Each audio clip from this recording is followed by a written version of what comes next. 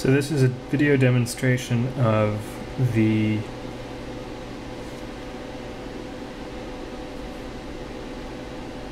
live remote that I was using during the Sorrows of Young Werther to quickly move around and try out color tints and specials during the initial design process.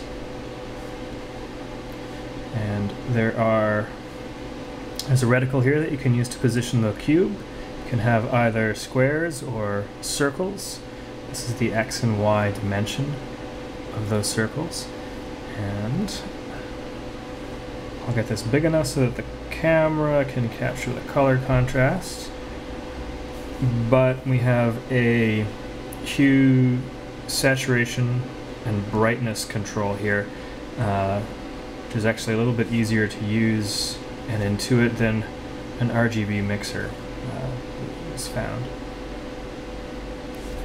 So that's brightness, that's saturation, so we want it really bright, moderately saturated, and then we can wheel around our colors to get something close to what we want.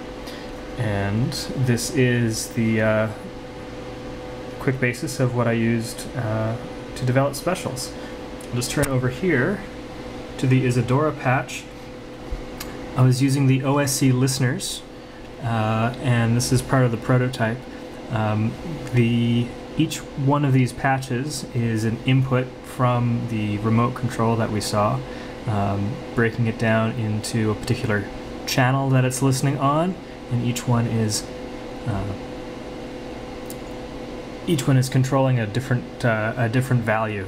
So we had to do a couple of some math on some of these things to get these things to happen correctly, because since it's Isadora, none of the values are in immediately useful units. So after all of this created or interpreted my inputs, I then ended up using a shape. All of these things control the shape, and then that shape outputs to a video projector.